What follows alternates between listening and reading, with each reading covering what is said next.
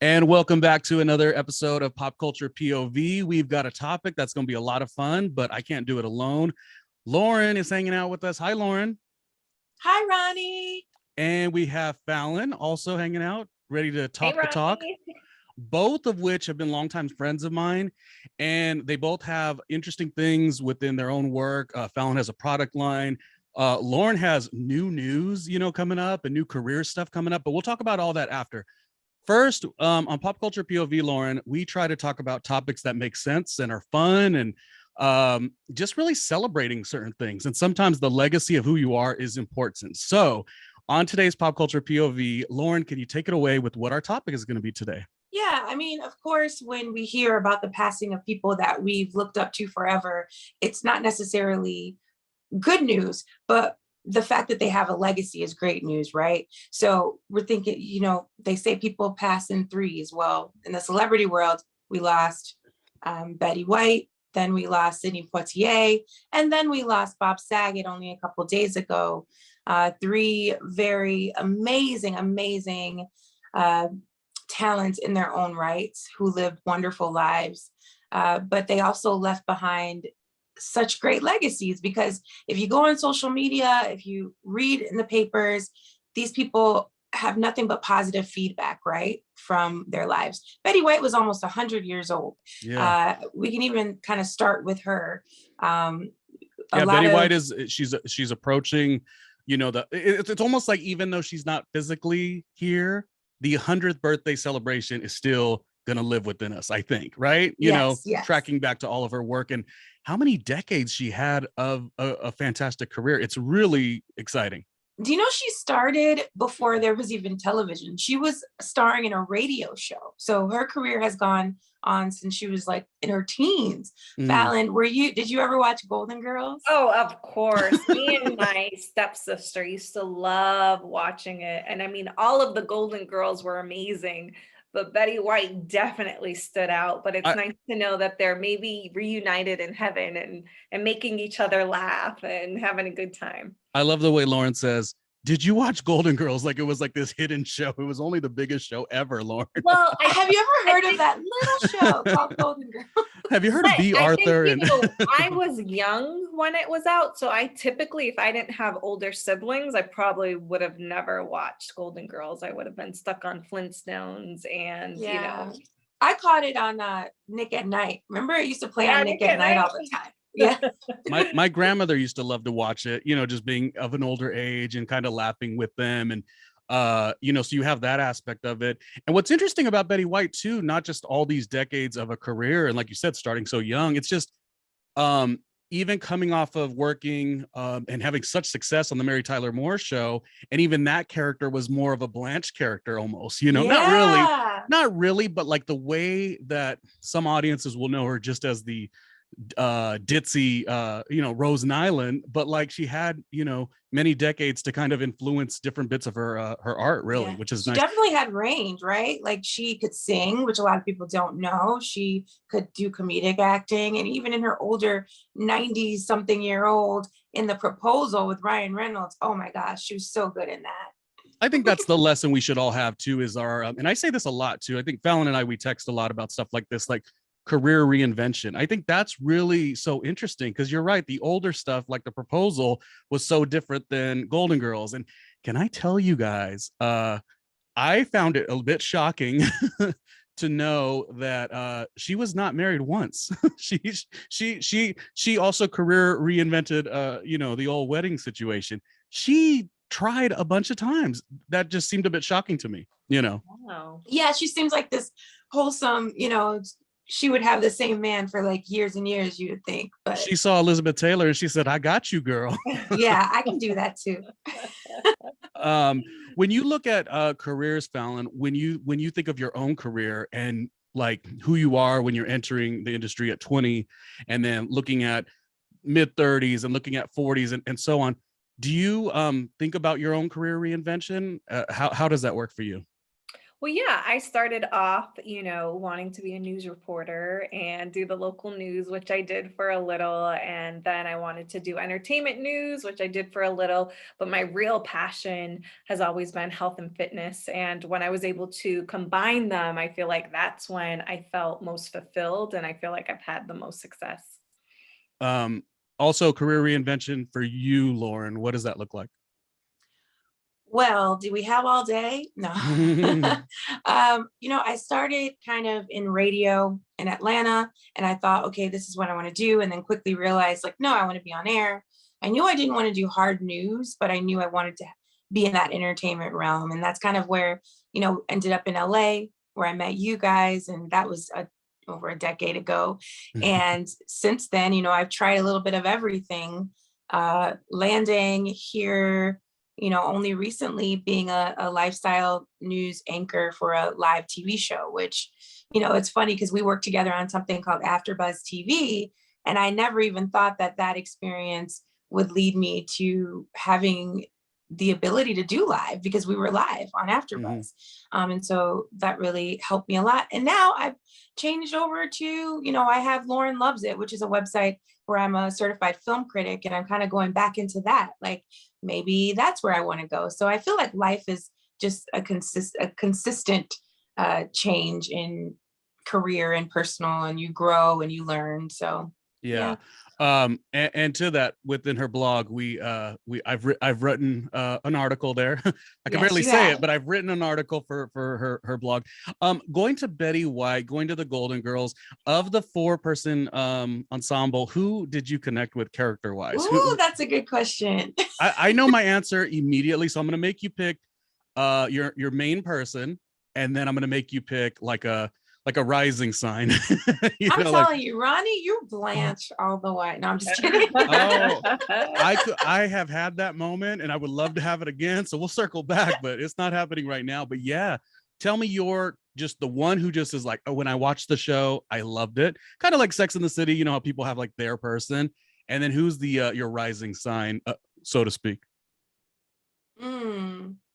I definitely feel like people would probably look at me as a rose, just because, like, I'm silly and kind of absent-minded at times.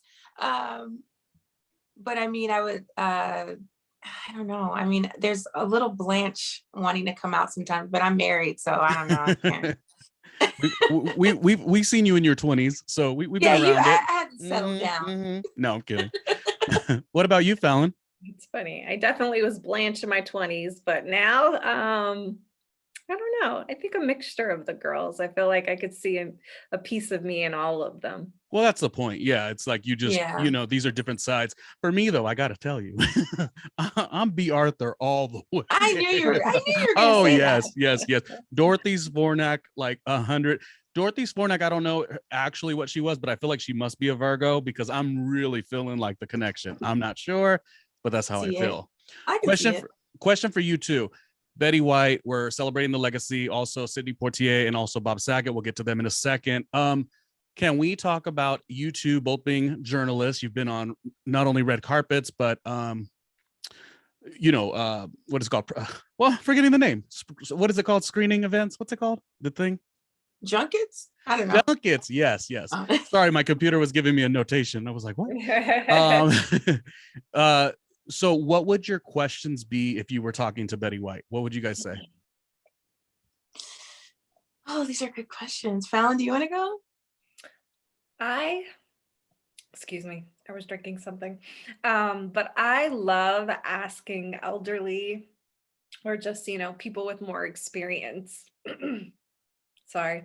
I love asking elderly or people with more experience, what have you learned? What would you say to your younger self? Do you have regrets? If you have regrets, what are they? What do you think the meaning of life is? Do you believe in God? What brings you the most joy? What brings you the most sadness? Like, I love asking deep, heartfelt questions. So that's what I would ask. I like that. Yeah, those are like all the questions. A lot of times, I mean, I know we're talking about legacy, but a question that I've asked people, I've asked Denzel Washington this, I've asked Eddie Murphy, but he gave me a stupid answer. But I asked, like, what do you hope your legacy will be? Yeah. And it's a answer that is interesting because you have the younger people who are just starting out, what they hope, and then the people like Betty White. You know, can you imagine what she could potentially say? I think it would be a good answer, whatever it is. So, Those what were about you? both wonderful. I think I would probably ask her something like, okay, so it worked out for you, you know, the aging process in Hollywood, specifically women, but even for males as well, a little easier for us. Like it worked for you, but like were there times that it kind of felt overwhelming, like it wasn't going to work for you? You know, it's like she's a great success story, all of them are, but it's like always so shocking. I grew up on Golden Girls. I'm somebody who was born in the 80s, so this was like on TV. While it was on TV regularly, I was watching it. This was not a Yeah. rerun situation. This wasn't Nick at Night, they used to run it. This was literally what we would watch. So it's a success story, but you know, back in that time, you had Empty Nest was also on right after that.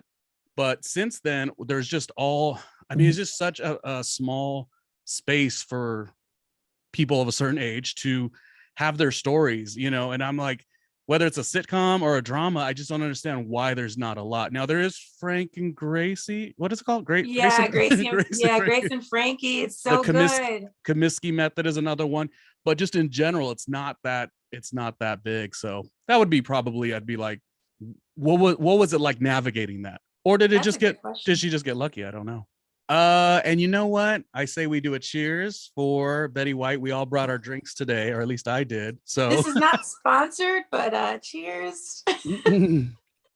so cheers to the legacy of, you know, people performing is always a big thing, and impact is something that, you know, is valuable. You know, I guess because now the culture is like you know, a reality star is now the new celebrity. So in that regard, sometimes there isn't a legacy. But when you track back to people, we just talked about Betty White, moving on to Sidney Poitier, it's like To Sir with Love was a moment. You know, looking at that photograph of him and Harry Belafonte, these are moments that literally inspired, motivated, and move the needle. And so this is definitely worth a celebration.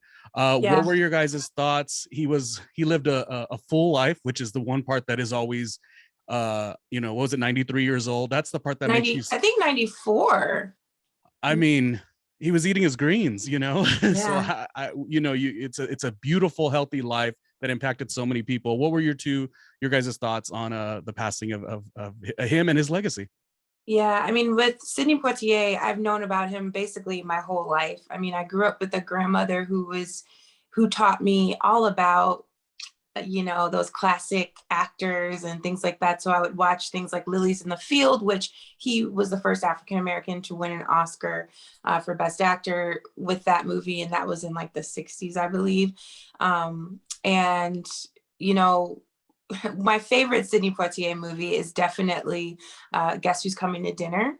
And it resonated with me even as a little girl. And it's so funny. I just feel like it was one of those things on television or on the screen where you're like, okay, so you don't have to be the same color to date. You don't have to look the same to marry.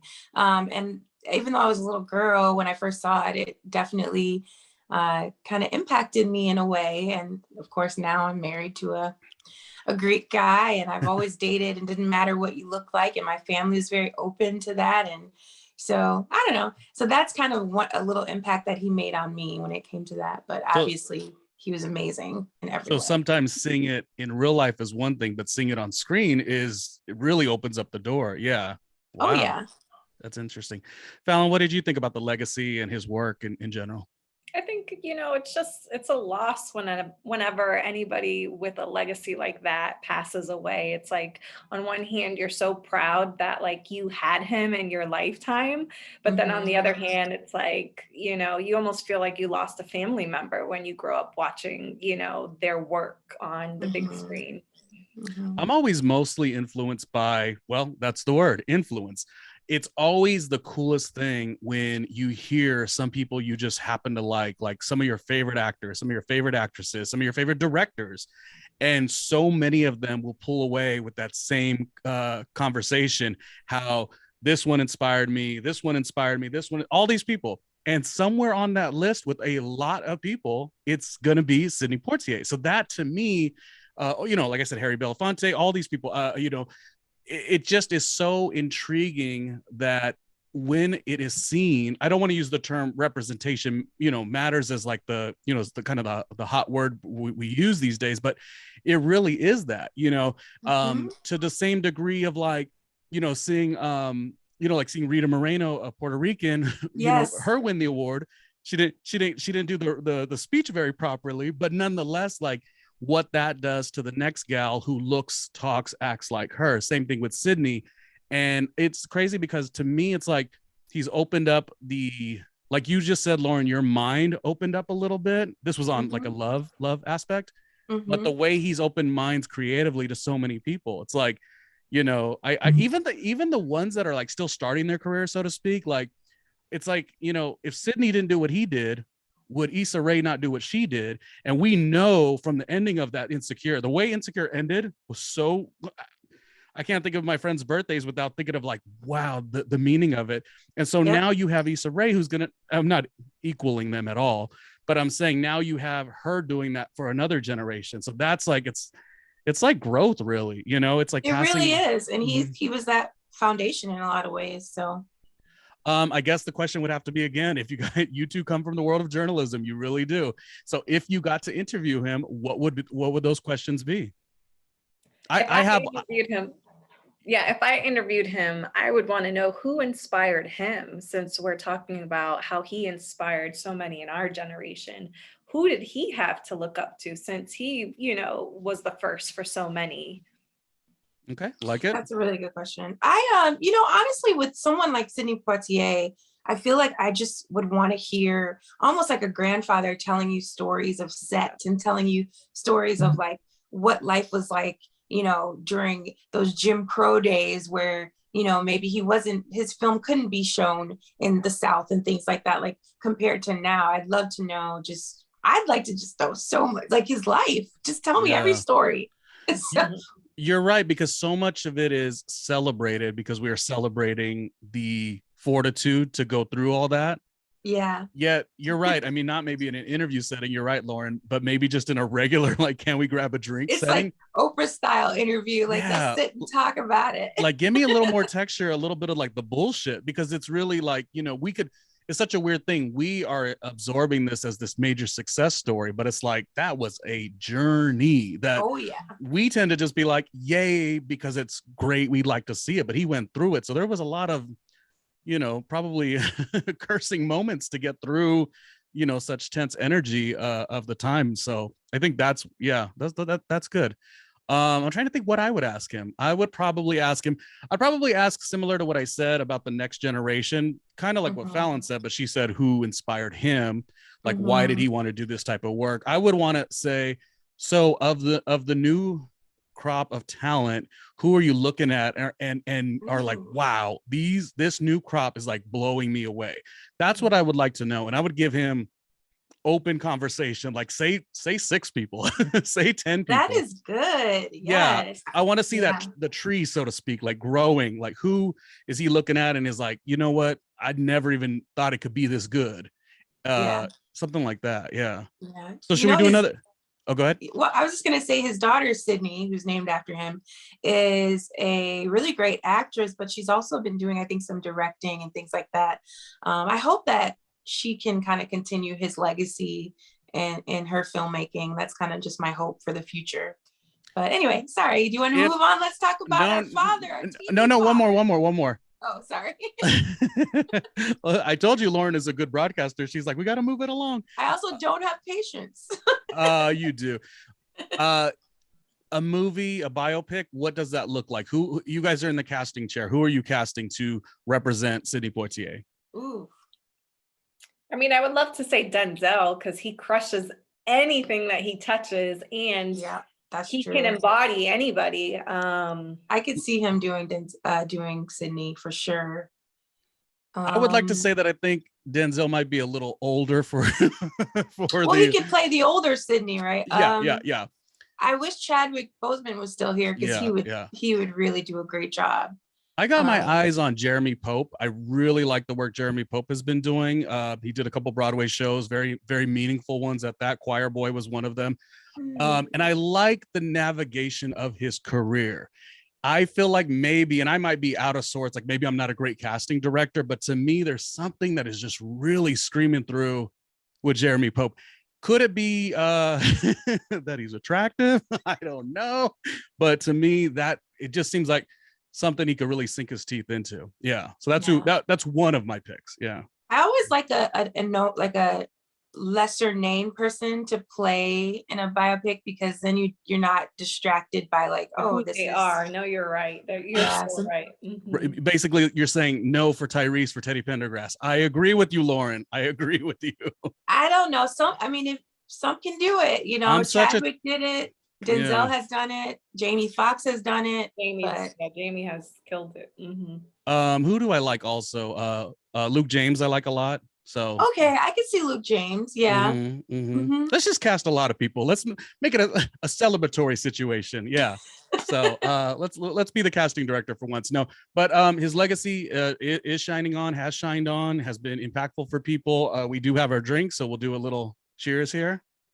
I hate that I have a Powerade, but cheers. Mine's not a real drink. It's like a mango seltzer water with a lime. It looks good, actually. It's Weren't really you the good. one who decided we were going to do the drinking, Fallon? Well, You were the one, Fallon. I couldn't open the my husband went to I think Brazil and he got some like cool Brazilian alcohol and I couldn't open it and I was Oh like I gave man. up.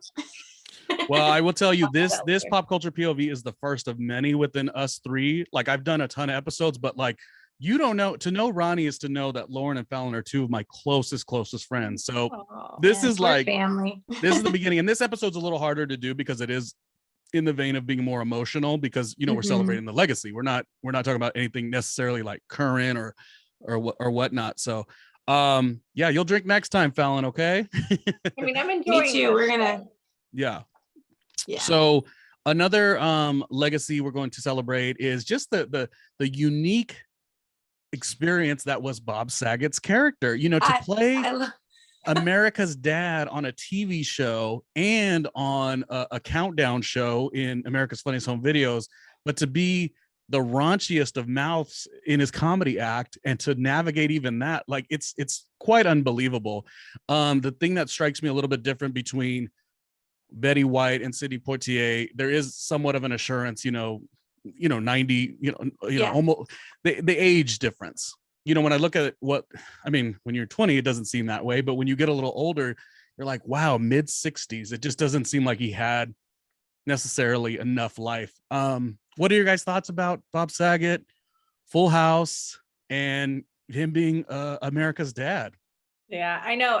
When you said America's Dad, he really was like you grew up watching him and I had an amazing dad. Unfortunately, he worked so much. He was a business owner. He was working at multiple businesses in the day and even at night. So he kind of gave me that picture of what, I wanted as a dad to be home with us and what I aspire my husband to be as a dad one day. Yeah. For me also, like I related Danny Tanner to my dad.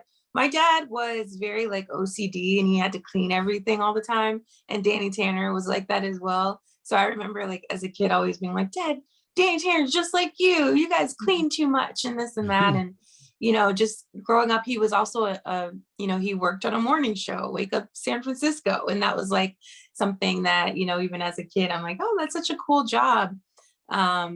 He just was that all around great guy. And then in my teens, I forget what movie it was, but he like was really raunchy. He had like a really small scene in it and he was super raunchy. It was like an AA meeting. He was playing like a character. And I remember being like in shock, like this is Danny Tanner. And then obviously as I grew up and realized like his stand-up is so different from, America's TV Dad. And the fact that he was able to navigate all of that and still be so loved and so respected says a lot about who he was as a person, right? Mhm. I wonder where he was at. Maybe nowadays it's different, but at the earlier stage when he was coming fresh off of being Danny Tanner and then fresh off of America's Funniest Home Videos, was there a negativity that he experienced being that he wanted to do and be who he was, but everyone kept putting him in that box? Like I could only imagine. Yeah. I mean, and that goes for everyone in regards to being typecast. You know what I mean? So it's really a story of being typecast. So while he did feed you in that way, like Fallon said, it gave like a fatherly opinion. It's also a bit frustrating. And my hope is that he towards the end had fun with that, because sometimes people struggle with what. Did you have something? No, I agree with you. I feel like I didn't watch too many interviews, but did he struggle with being an alcoholic or to some degree like that?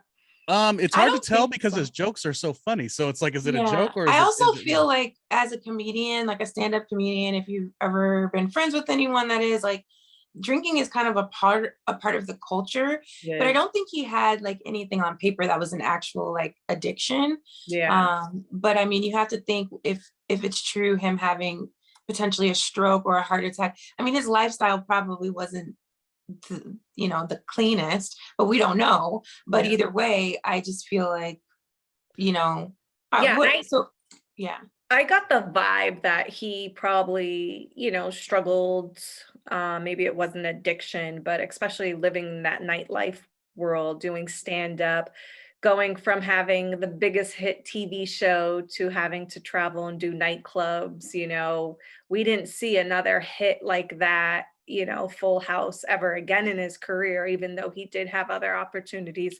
So I'm sure he probably went through his own inside struggle with not being able to live up to that hype that he had earlier. Yeah, like what Ronnie is saying, I do think that he probably was typecast a lot and maybe couldn't even make it, get the auditions that he wanted because they're like, oh, we don't want Danny Tanner for this, You definitely know it. Yeah, go ahead.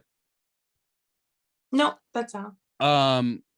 You definitely know what happens because I mean it happens even to us. So we're at I'm at a little bit of a lower level, but sometimes when you come into one space and people know you as this, they don't want to let you grow into anything else. And I guess that's what my question was originally here is like, I do believe for sure I've heard enough interviews that it was kind of a frustrating situation and his comedy sort of overrode that. So it was kind of a way to like be like frustrated and still like get your opinions out.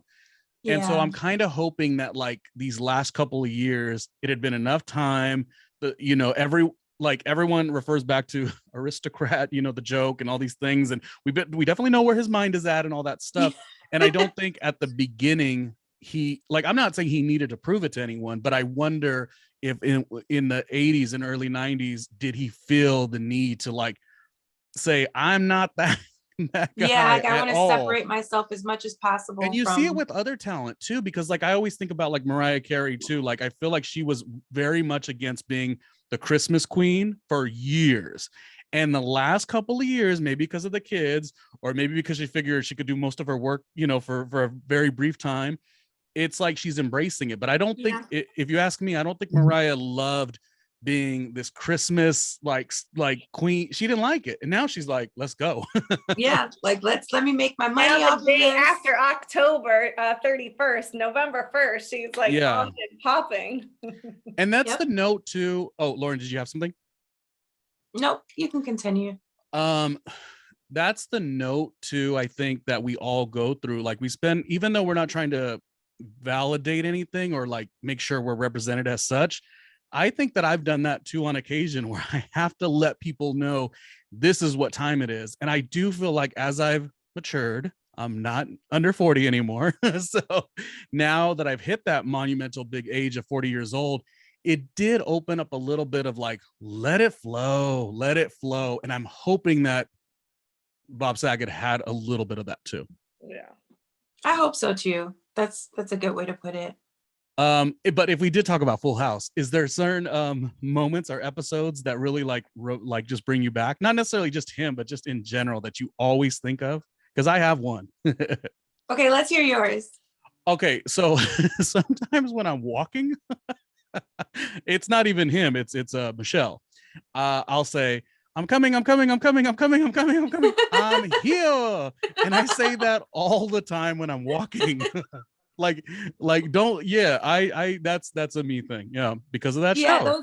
those I'm coming, punchlines, man. I'm here. Yeah, I say that. Yeah, I love when Michelle's like, "You got it, dude." Yep, Yeah, that's like classic. Yeah. that's a meme.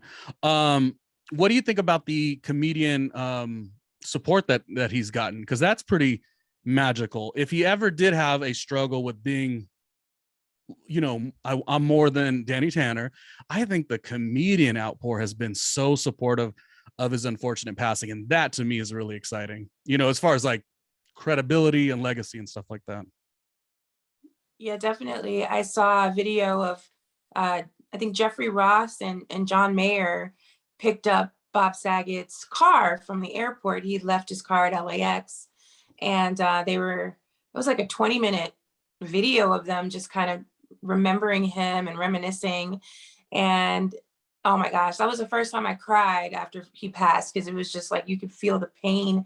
And Jeffrey Ross is a huge comedian, but you see people like Lonnie Love giving him credit, and just so many comedians. So like you said, Ronnie, I think if anything, this shows that he was definitely respected in that realm, and he definitely was loved. So, And he had a podcast. I and mean, he had a podcast. He recently, like, he had everybody on his podcast. It was awesome. which goes to show that, people will say what they say about podcasts or whatever, and some of them are really just no good. But the special thing about using your voice, even if it is humor like he did, or like how we choose to do, like I think we're very specific with the show that we're doing here right now. It really does go to show that those words, they're meaningful, and they have impact. I guess that's the through line for me. Yeah, I feel like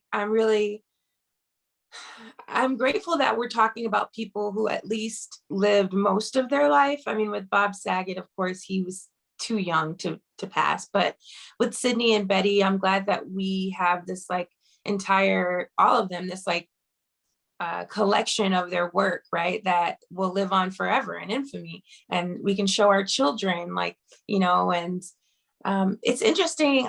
Speaking of Betty White, my grandmother is a huge Golden Girls fan. And the other day she had on one of her t-shirts that says "Stay Golden" with all the Golden Girls. And in a way, she kind of grew up with Betty White. Betty was a little bit older, but she grew up watching her. And so I think it's just up to us to continue telling these stories about these amazing artists, and listening to people like our grandparents who have different perspectives of these artists as well, and just making sure that they live on forever. And thank you to them for giving us their art. And take some time to go into their work, find all their stuff, you know what I mean? Don't resort it to what you already know. Like I'm thinking about it, like for my mom, the one show that was the most impactful for her was always Mary Tyler Moore. So like Betty White's contribution to that is like, that could have been enough for a legacy, but lo and behold, she just kept giving us stuff, all the way to, like you say, the proposal. You two, both are super busy and have a lot of really great stuff. I'll start with Fallon. You have a product line and you do lots of things. Can you tell us about those things? Well, yes, I can. This is Fitrition, all natural supplements.